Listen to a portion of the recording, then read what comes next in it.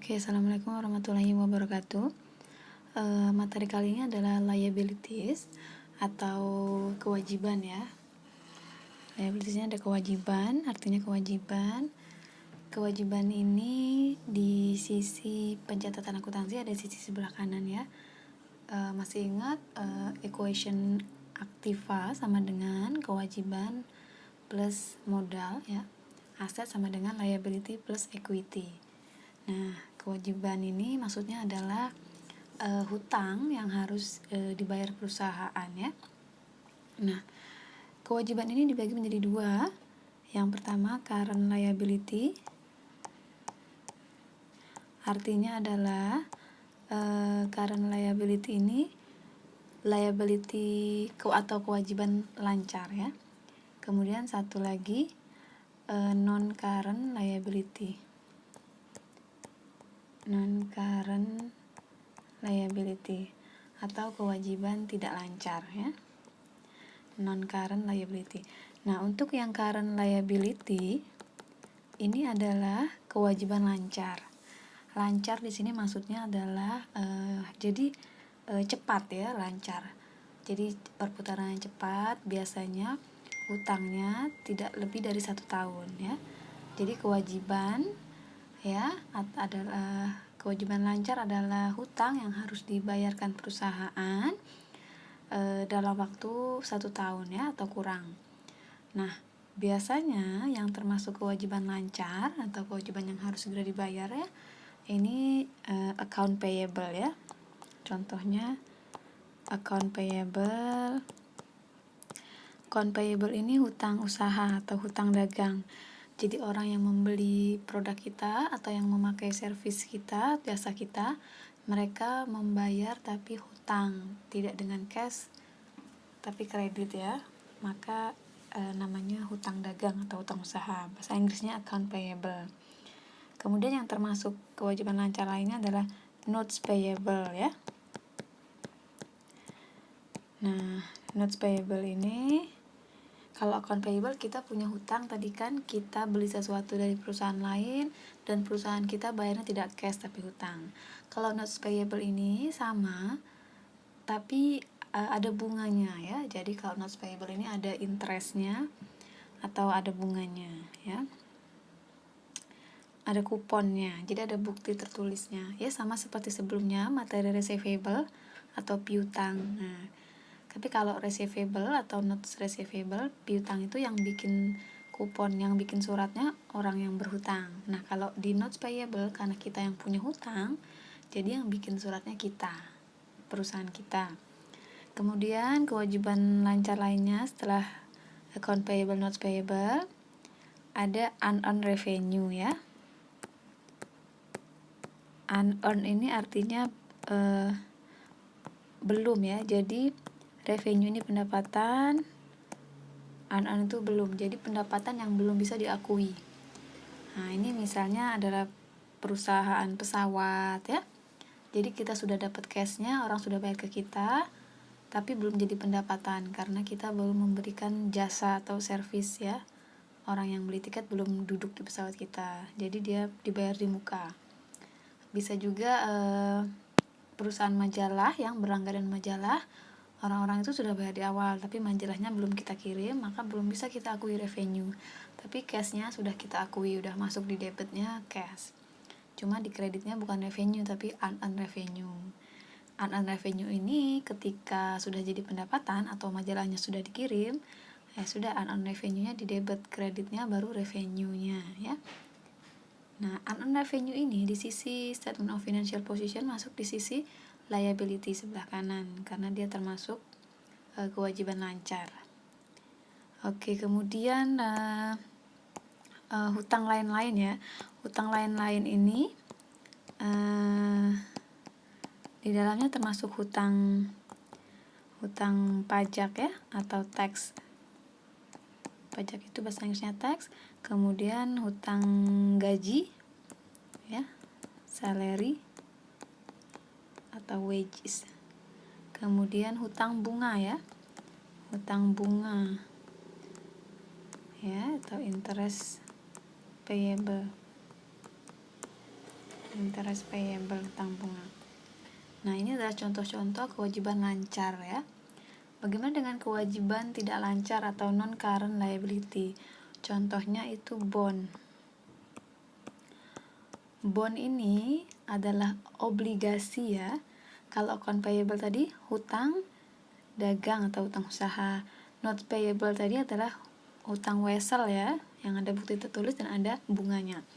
Untuk bond ini dia obligasi yang sama, ada tertulis, ada kuponnya ya, ada kertas tertulis, ada bunganya juga, tetapi dia jangkanya panjang ya, lebih panjang dari kewajiban lancar. Makanya dibilang kewajiban tidak lancar, not current liability.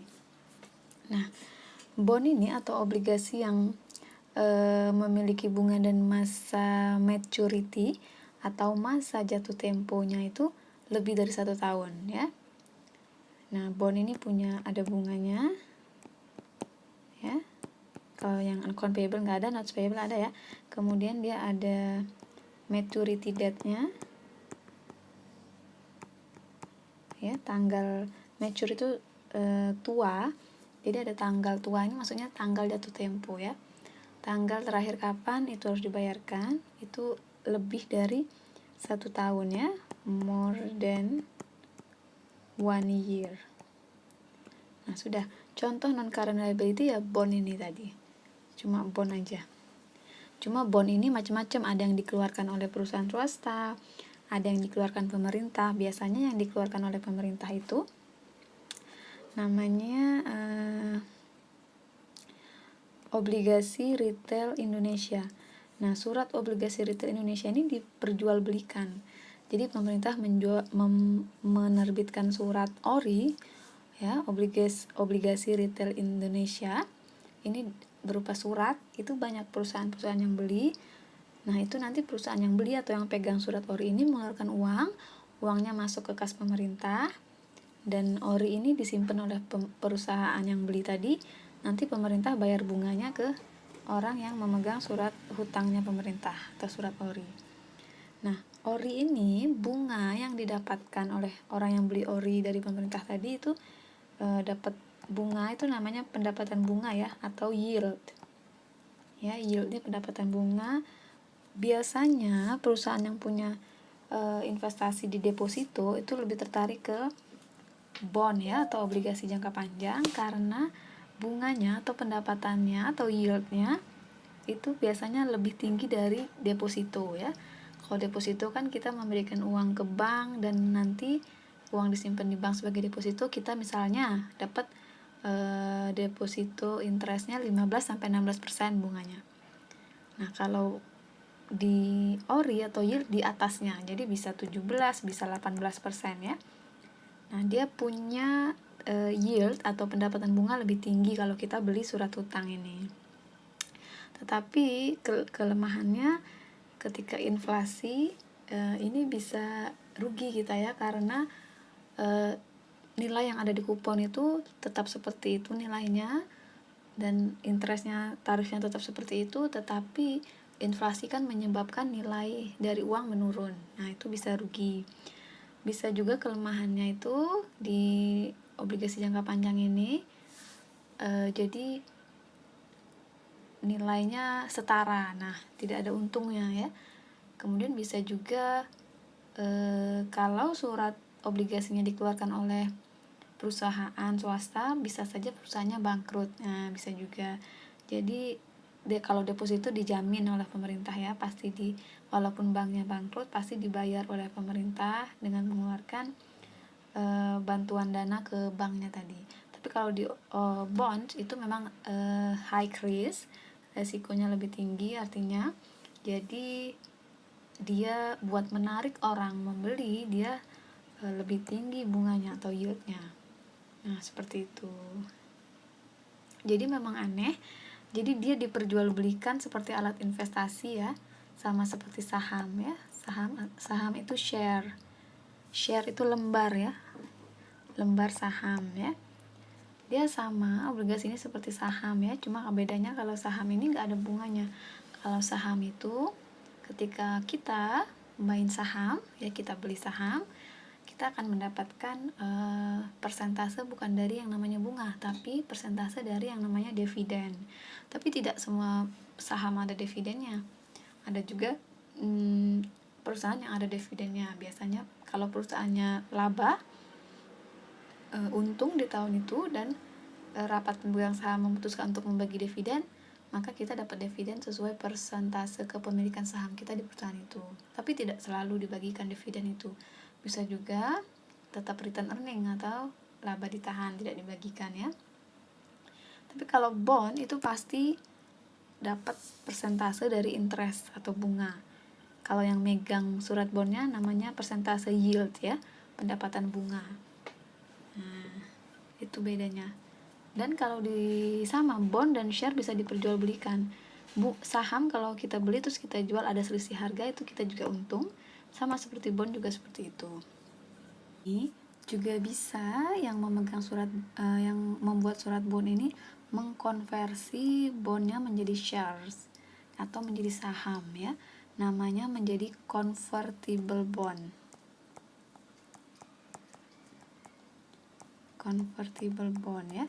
Jadi di liability tidak lancar itu ada bond ya. Kemudian ada convertible bond ya. Ada lagi tapi asal mulanya tetap bond ya, cuma satu ini, cuma dia dikonversi jadi saham, itu bisa namanya convertible bond. Nanti pencatatannya kita jelaskan lewat slide ya.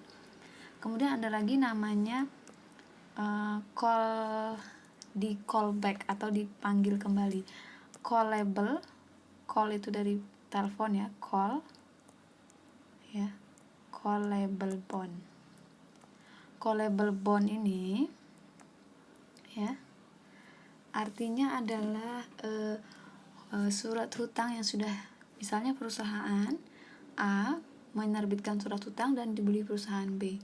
Nanti surat hutang ini dia beli kembali oleh perusahaan A. Jadi di call back, dipanggil kembali, dibeli lagi.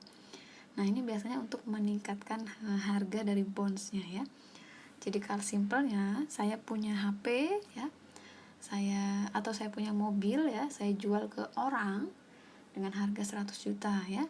Orangnya beli 100 juta, kemudian mobilnya saya beli lagi 150 juta. Nah, di pasaran dia terlihat seolah-olah harga mobil saya naik.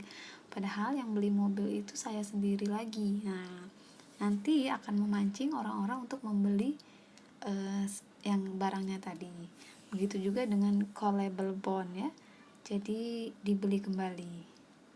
Begitu juga dengan saham, ada istilah seperti itu. Biasanya itu kreatif ya, kreatif accounting, akuntansinya melakukan seni ya. Jadi membeli kembali supaya harga share-nya naik, harga per lembarnya naik ya. Seperti itu. Nah, untuk contoh pencatatannya, bagaimana mencatat current liability untuk akun-akun payable, notes payable, unearned revenue, dan utang lain-lain ini. Kemudian juga bagaimana mencatat kewajiban tidak lancar dari bonds, callable bonds, dan convertible bonds ini. Kita langsung masuk ke slide presentasi materi ini, oke? Materi presentasinya ya. Jadi kewajiban lancar ya, itu kurang dari 1 tahun ya. Makanya dibilang lancar, cepat ya perputarannya. Berbeda dengan kewajiban non-current liability atau tidak lancar, itu melebihi 1 siklus operasi ya, atau lebih dari 1 tahun. Nah, kalau current atau lancar, dia kurang dari 1 tahun ya. Jadi hutang yang mengharuskan perusahaan membayar dalam waktu kurang dari 1 tahun ya, atau 1 siklus operasi. Nah, contohnya itu yang di bawah, notes payable, account payable, unearned revenue, udah saya jelaskan ya. Dan liability yang terjadi seperti pajak ya, gaji ya, dan hutang bunga. Nah, pencatatan hutang-hutang ini ya, contohnya kita langsung ke contoh ya. Ini di notes payable ya. Jadi notes payable ini merupakan obligasi yang dicatat dalam bentuk kupon ya, atau catatan tertulis ya. Jadi ada bukti kertasnya. Ini saya rasa juga hampir sama dengan note receivable, cuma di sini yang membuat surat hutangnya adalah kita ya, yang memiliki hutang atau note payable. Oke. Biasanya ya, ini yang peminjam itu membayar bunga, jadi ada bunganya, ada interestnya ya. Bunga itu interest, sama seperti obligasi lebih dari 1 tahun ya, atau bond. Kemudian kita masuk ke contoh pencatatan. Nah, di sini ada contoh soal diilustrasikan sebuah bank nasional Hong Kong menyetujui meminjamkan 100.000 dolar Hong Kong pada tanggal 1 September 2014. Kemudian jika CW Company, ini perusahaannya, dia menandatangani 100.000 dolar Hong Kong ya dengan interest atau bunga 12% dan tanggal jatuh tempo ya, maturity date-nya itu 1 Januari, artinya 4 bulan harus dilunasi notes payable ini. Nah, ini kurang dari 1 tahun ya, masuknya notes payable. Kita harus membuat journal entry ya, jurnal umum untuk 1 September ketika notes payable itu diterbitkan.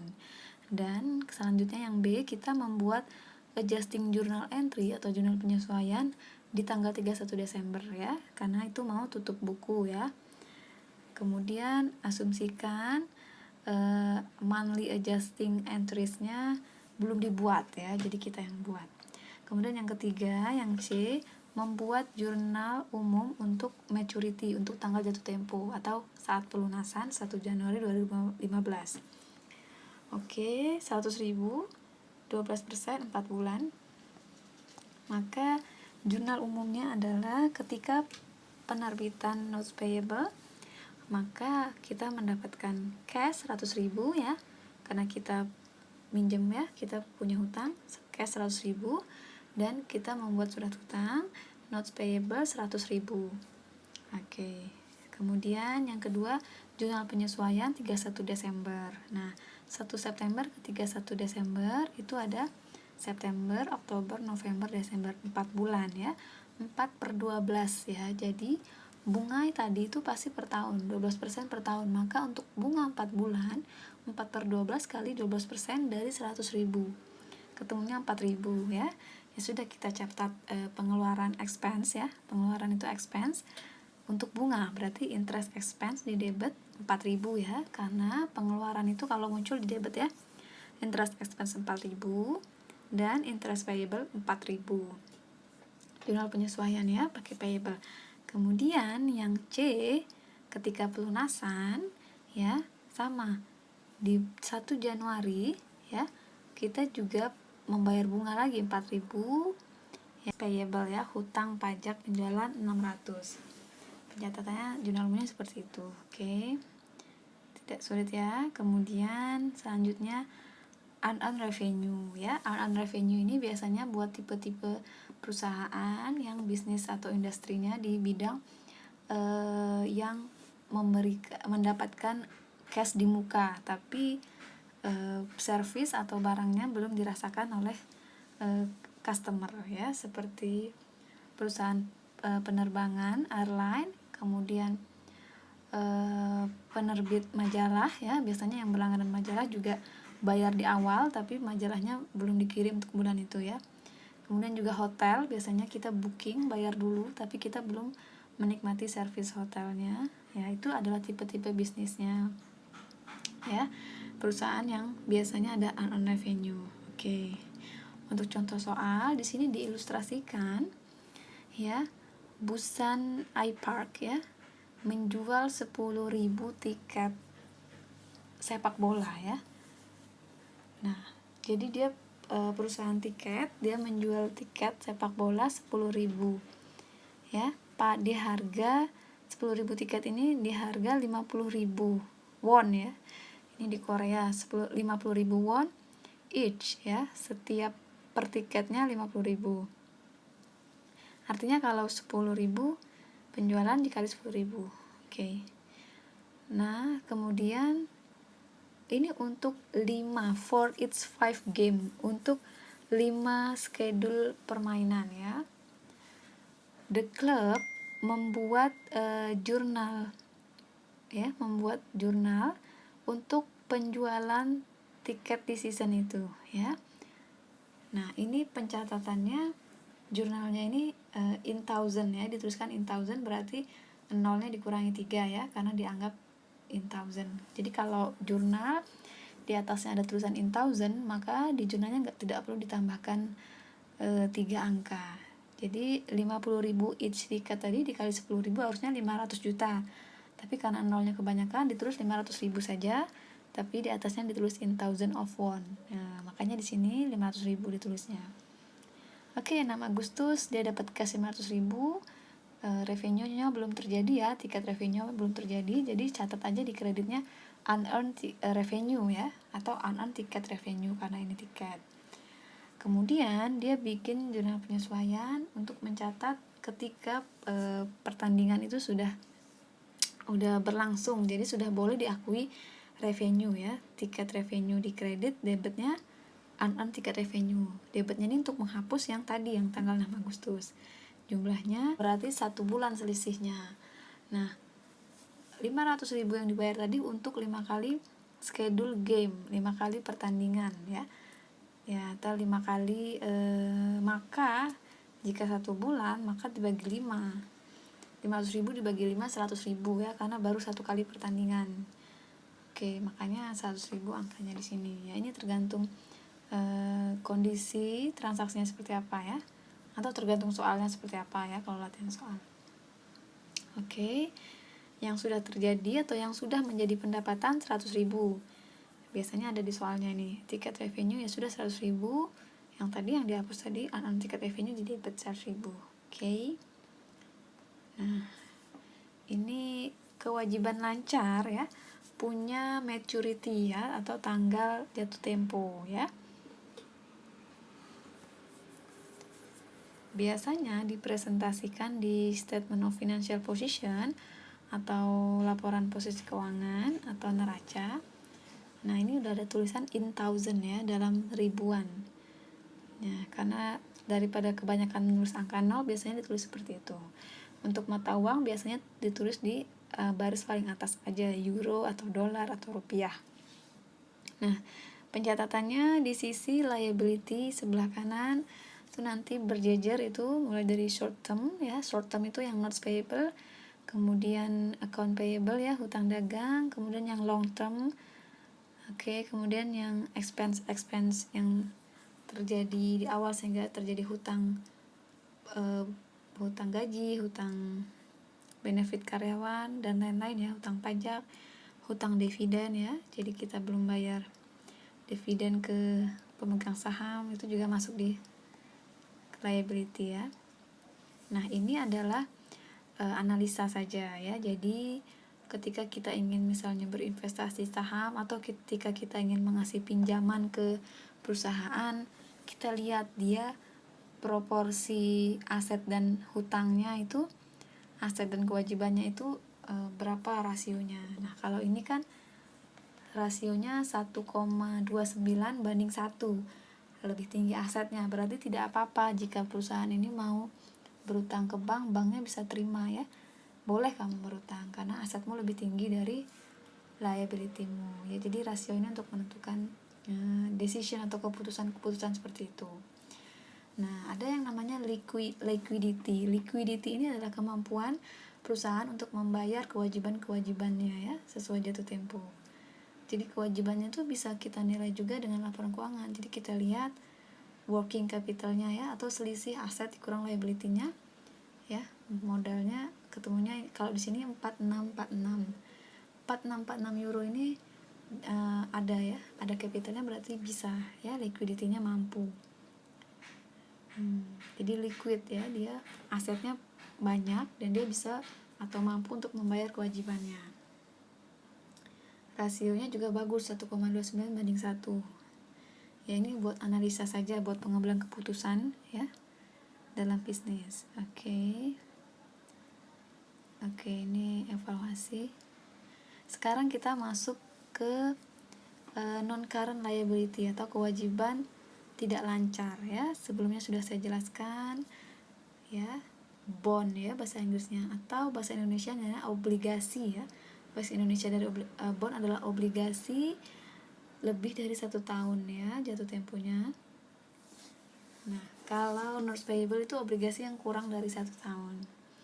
Kalau bond biasanya di Indonesia kan obligasi saja. tapi kurang tepat karena obligasi artinya juga hutang. Jadi kita lengkapi ya. Bond adalah obligasi yang diharapkan bisa dibayar perusahaan setelah 1 tahun sesuai jatuh tempo lebih dari 1 tahun. Oke.